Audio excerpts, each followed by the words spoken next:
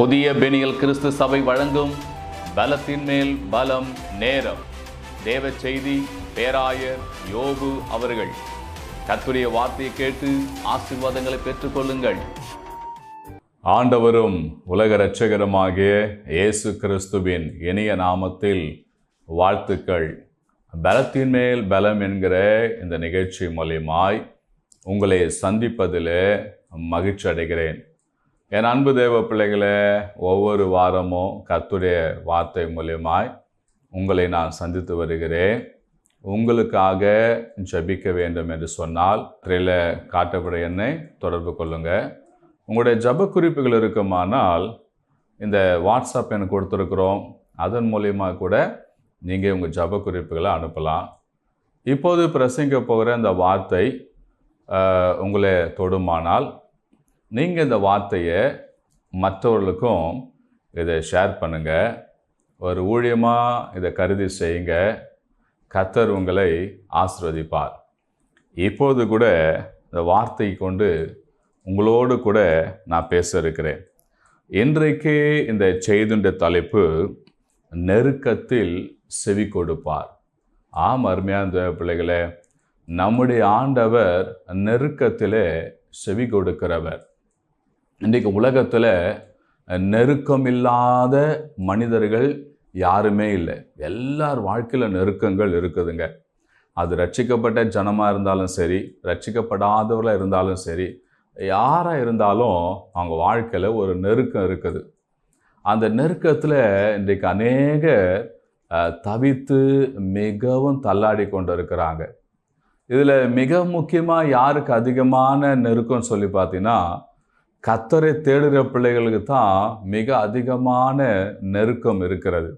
இந்த வார்த்தை கேட்டுக்கொண்டு உங்கள் வாழ்க்கையில் நெருக்கம் மிக அதிகமாக இருக்கிறதா? பிரச்சனைகளும் போராட்டங்களும் உங்களை நெருக்கி கொண்டு இருக்கிறதா? பயப்படாதீங்க.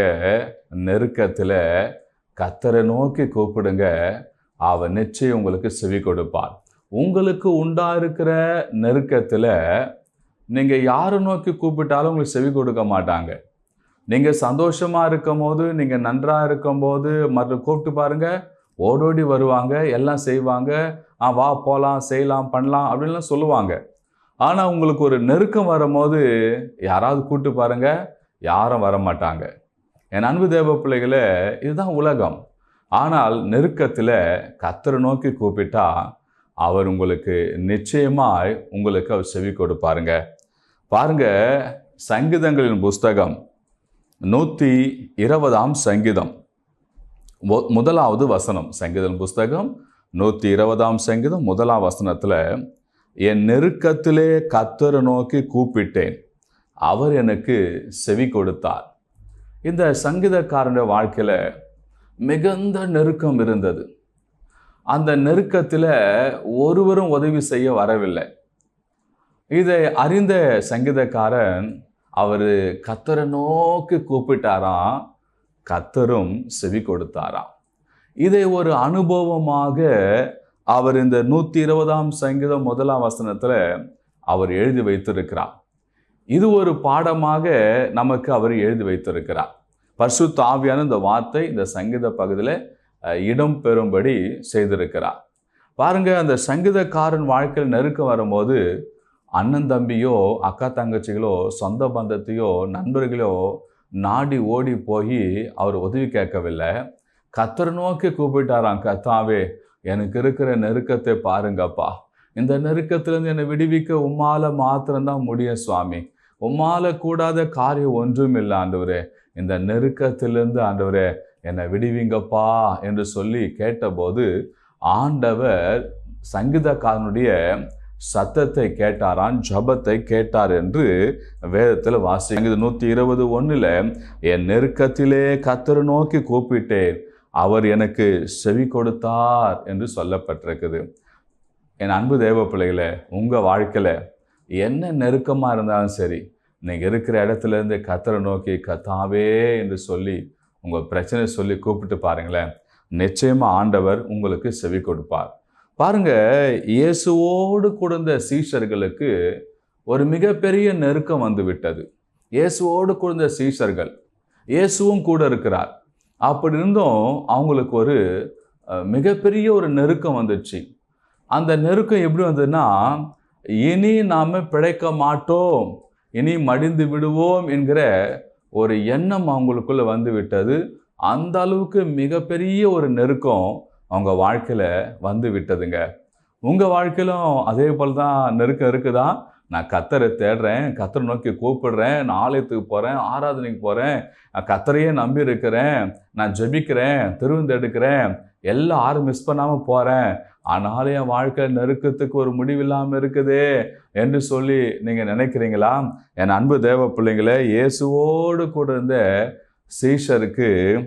சீஷர்களுக்கு ஒரு நெருக்கம் ஏற்பட்டதுங்க. என்னன்னு சொல்லி பார்த்தீங்கன்னா, மத்தேயு சுவிசேஷம் 8ஆம் அதிகாரம் அதில் 23வது வசனத்திலிருந்து 27வது வசனம் வரைக்கும் வாசித்து பார்த்தா, அதில் இயேசுவும் அவங்க சீஷர்களும் என்ன பண்ணுறாங்கன்னா, படகுல பயணம் செய்கிறாங்க. அப்படி பயணம் செய்யும் போது திடீர்னு கடல்ல ஒரு பெரும் காற்று வருதுங்க. அந்த பெரும் காற்று வந்து அவங்கள மிகவும் வேதனைக்குள்ள ஆக்குறது. அந்த பெருங்காற்றிலிருந்து தங்களை தப்பித்து கொள்வதற்கு அவர்கள் என்னென்னமோ செய்கிறாங்க, ஒன்றுமே பண்ண முடியலங்க. உடனே பாருங்க, ஆண்டவரை திரும்பி பார்க்குறாங்க. ஆண்டவர் இருக்கிறார் படகுல. ஆண்டவர் நோக்கி கூப்பிட்றாரு. கூப்பிட்டு சொல்கிறாங்க, ஆண்டவரே நாங்கள் மடிந்து போகிறோமே, உமக்கு கவலை இல்லையா என்று சொல்லி. பாருங்க, இயேசுவோடு கூட இருந்த சீஷர்கள், இயேசுவும் அவங்களோடு கூட இருக்கிறாரு. ஆனால் ஒரு மிகப்பெரிய நெருக்கம் வந்துச்சு. அந்த நெருக்கத்தில் சமாளிக்க என்னென்னோ பண்ணி பார்க்குறாங்க, ஒன்றுமே நடக்கலை. கடைசியில் இயேசு நோக்கி கூப்பிட்ட போது இயேசு சாமி எழுந்து அவங்கள கடிந்து கொண்டு, அற்ப விசுவாசிகளை ஏன் சந்தேகப்பட்டு சொல்லிவிட்டு காற்றையும் கடலையும் பார்த்து, இறையாதே அமைதலாயிரு என்று சொன்ன உடனே மிகுந்த அமைதல் உண்டாச்சாம். கர்த்தர் நாமத்துக்கு ஸ்தோத்திரம். என் அன்பு தேவ பிள்ளைகளே, பாருங்க, ஆண்டவர் சீஷர்களை நோக்கி கடிந்து கொண்டாலும் அவங்களுக்கு அற்புதம் செய்யாமல் இல்லை. கர்த்தர் நாமத்துக்கு ஸ்தோத்திரம். இன்றைக்கு சில சொல்றாங்க, ஆண்டவரே விசுவாசி, விசுவாசமாயிரு, ஆண்ட விசுவாசம் நல்லது, விசுவாசமாயிரு அப்பதான் அற்புதம் நடக்கும் அப்படி என்று சொல்றாங்க. உண்மைதான், நம்ம விசுவாசம் இருக்கும்போது அற்புதம் நடக்கும். ஆனா சில சமயங்கள்ல நம்மளுடைய விசுவாசமே தடுமாறக்கூடிய சூழ்நிலை வந்துவிடும். சில நெருக்கம் விசுவாசத்துக்கே ஒரு மிகப்பெரிய ஆப்போசிட்டான காரியங்கள் வந்துவிடும். சில வேளை நெருக்கம் அப்படிதான் வந்து நிற்கும். உண்மையே கடவுள் இருக்கிறாரா இல்லையா, நான் காப்பாற்றப்பட மாட்டேனா என்ற ஒரு விசுவாச பரீட்சை போன்ற நெருக்கங்கள் வந்துவிடும். சீஷர்களுக்கும் அப்படிதான் வந்தது. ஆண்டவங்களை கடிந்து கொண்டாலும் அவளுக்கு அற்புதம் செய்யாமல் இல்லை. ஆண்டு அவங்களுக்கு அற்புதம் செய்தார். அல்லேலூயா. சில வேளை உங்களுக்கு நெருக்கம் வரும்போது ஜபமும் வராது, கோயிலுக்கு போகணும்னு தோணாது, பைபிள் வாசிக்கணும்னு தோணாது, விசுவாசமே அது நாளில் ஆண்டவனை காப்பாற்றுவார் என்கிற ஒரு விசுவாசமும் சில வேளை வராது. ஆனாலும் கர்த்தரை நோக்கி கூப்பிடுங்க. சீஷர்களுக்கு ஒரு விசுவாசம் தடுமாற்றம் வந்து விட்டது. ஆனாலும் கர்த்தரை நோக்கி கூப்பிடுவதில் அவங்க அமைதியா இல்லை. இயேசு நோக்கி சொன்னாங்க, இயேசுவே நாங்கள் மடிந்து போகிறோமே என்று சொன்ன போதுதான் இயேசு எழுந்து காற்றையும் கடலையும் பார்த்து, இறையாதே அமைதலாயிரு என்று சொல்லி அதை சொல்லி அமைதிப்படுத்தினாருங்க. பாருங்க, என் அன்பு தேவ பிள்ளைகளே, இவங்க வாழ்க்கையில ஒரு மிகப்பெரிய நெருக்கம். அந்த நெருக்கம் என்னன்னா, கடல்ல உண்டான ஒரு பெருங்காற்றினால ஒரு நெருக்கம். இதே சம்பவம் மார்க் சுவிசேஷத்துல 4ஆம் அதிகாரத்துல 36வது வசனத்திலிருந்து 39ஆம் வசனம் வரைக்கும் இதே சம்பவம் இருக்குதுங்க. அதுல மிகப்பெரிய காரணம் என்னன்னா, 37ஆம் வசனத்துல அவங்களுக்கு அங்க நடந்த சம்பவம்னா, அப்போது பலத்த சுழல் காற்று உண்டாகி, அங்க மத்தேயு 8:24 பெருங்காற்று அப்படின்னு சொல்லப்பட்டிருக்குது. ஆனால் மார்க் 4:37 பலத்த சுழல் காற்றாம். இந்த சுழல் காற்று நீங்க பார்த்துருக்கீங்களா? உங்க பகுதியில் ஏரி, குளங்கள் அப்படி இருக்குமானால் சில காற்று, பலத்த காற்று வீசும் போது சுழல் காற்று வீசும். அது மண் தரையா இருந்தால் மண்ணை சுழட்டு அடிக்கும், தண்ணி பகுதியா இருந்தா தண்ணியும் சுழட்டு அடிக்கும். தண்ணி ஒரு மேல குழி விழுந்த போல ஒரு தோற்றம் அங்க தெரியும். அது கடல்ல கூட சில வேளை அது காணப்படுவது உண்டு. இப்போ இந்த மார்க் எழுதும்போது சொல்றாரு, அங்க பலத்த சுழல் காற்று உண்டாச்சாம். அப்ப இந்த படகு ஓட்டும் போது அப்படியே படகு சுத்துதான். நானும் என் பிள்ளைகள் மனைவிலாம் சேர்ந்து நாங்கள் பீச்சுக்கு போனோம். அங்க ஒரு ரேட்னம் ஒன்று இருக்குதுங்க. சில குதிரை இருக்கும் அந்த ரேட்டனில், சில பெஞ்சு மாரி போட்டு ஒரு ரேட்டனை இருக்கும். அந்த ரேட்டனை சுற்றலான்னு சொல்லி நாங்கள் உக்காந்தோம். அது மோட்டர் சம்மந்தப்பட்ட மோட்டர் ஆன் பண்ணால் அது சுத்தம் வருது.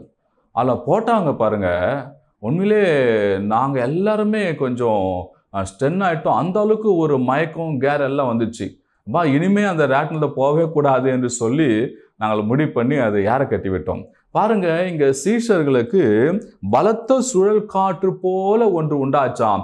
அப்படியே அந்த படகு ஒன்றும் முடியல, சுழலுது சுழலுது சுழலுது. அந்த சுழல் காற்று எப்படியா பலத்த சுழல் காற்றாம். உங்க வாழ்க்கையில நெருக்கம் சுழட்டி சுழட்டி அடிக்குதா? என்ன பண்றதுன்னு தெரியலையா? அமிழ்ந்துடுவோம் என்ற எண்ணத்தோடு இருக்கிறீங்களா?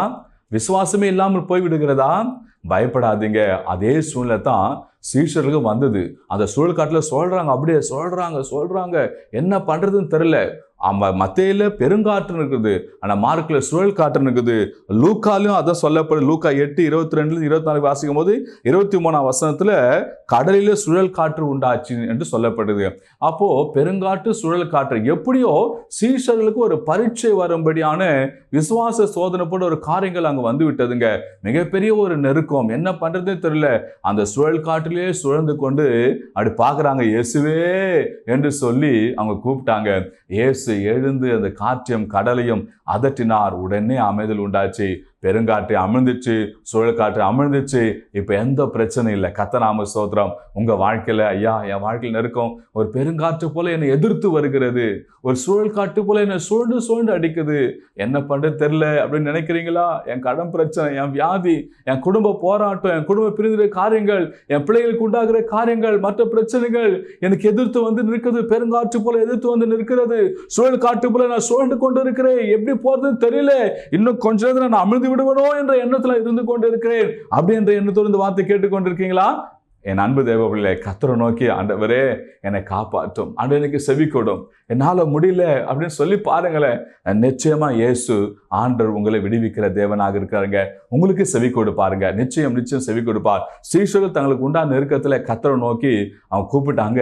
ஆண்டவர் செவி கொடுத்தார், அற்புதத்தை செய்தார். சங்கீதக்காரன் கர்த்தரை நோக்கி கூப்பிட்டான், அவருக்கு ஆண்டவர் அவங்களுக்கு அற்புதங்கள் செய்தார். அதே போல இந்த நாளும் ஆண்டவர் உங்களுக்கு நெருக்கத்துல அற்புதம் செய்கிற தேவனாக இருக்கிறார். இப்போ நான் உங்களுக்காக ஜெபம் பண்ண போறேன். என்ன நெருக்கமா இருந்தாலும் இன்றைக்கு ஆண்டவர் அதை நீக்க போகிறார். அது சுழல் காற்று போல சுழட்டு அடிக்கிற நெருக்கமா இருந்தாலும் சரி, பெருங்காற்று போல எதிர்த்து வந்து உங்களை கழுத்து போடுகிற ஒரு நெருக்கமா இருந்தாலும் சரி, அதே பேர்பட நெருக்கமா இருந்தாலும் சரி, தேவன் இப்போது உங்களை விடுவிக்க போகிறார். இப்போ நான் உங்களுக்காக ஜெபிக்க போறேன். என் கூட சேர்ந்து நீங்களும் கரங்களை உயர்த்தி சொல்லுங்க, ஏசப்பா எனக்கு உண்டாகிற அந்த நெருக்கத்தை வந்து விடுவிங்கப்பா, செவி கொடுங்கப்பா சொல்லி கேளுங்க. ஒருவேளை வியாதியா இருக்கலாம், கடன் தொல்லையா இருக்கலாம், பிரச்சனை இருக்கலாம், போராட்டமா இருக்கலாம், உங்க குடும்பத்தில் இருக்கிற பிரச்சனை இருக்கலாம், வேலையில் இருக்கிற பிரச்சனை இருக்கலாம், மனக்குழப்பமா இருக்கலாம், முடிவெடுக்க முடியாத ஒரு சூழ்நிலை நீங்க இருந்து கொண்டிருக்கலாம். இதெல்லாம் உங்களை பல கேள்வியோடு சேர்த்து உங்களை நெருக்கி கொண்டிருக்கலாம். ஒரு பிரச்சனை, ரெண்டு பிரச்சனை, ஏராளமான பிரச்சனை நீங்க சந்தித்து கொண்டு நீங்க நெருக்கத்துல நீங்க வாழ்ந்து கொண்டிருக்கலாம். என் அன்பு தெய்வ பிள்ளைங்களே, இப்போ நான் உங்களுக்கு ஜெபம் பண்ண போறேன். நீங்கள் என்னோட சேர்ந்து ஜெபம் பண்ணுங்க. ஆண்டவர் இப்போது உங்களை எல்லா நெருக்கத்துல இருந்து உங்களை விடுவிக்க போகிறார். ஜெபிப்போமா? கரங்களை உயர்த்துங்க. நான் உங்களுக்காக ஜெபம் பண்ண போறேன். எங்கள் அன்பின் பரலோக பிதாவே, ஏசப்பா இந்த வேளை வார்த்தை கேட்டு கொண்டிருக்கிற உம்முடைய மகளை கண்ணோக்கி பாருங்க, உம்முடைய மகனை கண்ணோக்கி பாருங்க சுவாமி. கர்த்தாவே எனக்கு இவ்வளவு நெருக்கங்கள் இருக்குதே என்று சொல்லி, இந்த நெருக்கத்திலிருந்து என்னை விடுவிங்கப்பா என்று சொல்லி இப்போது ஆண்டவரே கர்த்தாவே கரங்களை உயர்த்தி ஜெபிக்கிற உம்முடைய மகளை கண்ணோக்கி பாருங்க, உம்முடைய மகனை கண்ணோக்கி பாருங்க சுவாமி. என்ன பண்றதுன்னு தெரியலையே, பெருங்காற்று போல என்னை எதிர்த்து வருகிறதே, சுழல் காட்டுக்குள்ள சுழன்று அடிக்கிறதே, இயேசுவே என்ன செய்து தெரியலப்பா என்று சொல்லி இந்த வேளை புலம்பிக் கொண்டிருக்கிற கர்த்தாவே உம்மை நோக்கி ஜெபிக்கிற ஏசப்பா, உம்முடைய மகளை கண்ணோக்கி பாருங்க, உம்முடைய மகனை கண்ணோக்கி பாருங்க சுவாமி. இவங்க வாழ்க்கையில் இருக்கிற ஆண்டவரே எல்லா பெருங்காற்று போன்ற நெருக்கங்களை எடுத்து போடுங்க, சுழல் காற்று போன்ற இருக்க நெருக்கங்களை எடுத்து போடுங்கப்பா. கர்த்தாவே இப்போது ஒரு விடுதலை இயேசுவின் நாமத்தில் உண்டாவதாக. பெருங்காற்று போல பிரச்சனை கொண்டு வருகிற நெருக்கத்தை கொண்டு வருகிற பொல்லாத சத்துருவே, பிசாசே, பொல்லாத ஆவியே, இயேசுவின் நாமத்தினாலே இவர்கள் வீட்டை விட்டு இவர்களை விட்டு ஓடி போவலியே. சுழல் காற்று போன்ற இவங்க வாழ்க்கையை சுழல் அடிக்கிற பொல்லாத செய்வின் ஆவியே, பொல்லாத பில்லி சூனியத்தின் ஆவியே, மாந்திரத்தின் ஆவியே, இயேசு கிறிஸ்து நாமத்தினாலே உங்களை கட்டி போடுகிறேன், கடிந்து துரத்துகிறேன். இயேசுவின் நாமத்தினாலே இவர்களை உங்க வீட்டையும் வாழ்க்கை விட்டு ஓடி போவலியே இயேசுவின் நாமத்தை கடிந்து துரத்துகிறேன். ரீபாலா சங்காராதாலா ராபா ஏசப்பாவுடைய கரத்தில் ஒப்புக்கொடுக்கிறேன். உங்களுடைய பிள்ளைகளுக்கு இப்போது ஒரு அமைதியில் உண்டாக்குங்க சுவாமி. கர்த்தாவே உம்மை நோக்கி சீஷர்கள் கூப்பிட்ட போது ஆண்டவரே கர்த்தா உங்களுக்கு விரோதமா இருந்த நெருக்கமா இருந்த பெருங்காட்டு சுழல்காட்டு எல்லாவற்றையும் நீங்க அமைதிப்படுத்தினீங்களே சுவாமி. கடல் கொந்தளிப்பெல்லாம் அமைதிப்படுத்தினீங்களே. ஒரு மிகுந்த அமைதல் உண்டானது. அதே ஒரு மிகுந்த அமைதல் இவங்க வாழ்க்கையில இப்போது உண்டாக்குங்க சுவாமி.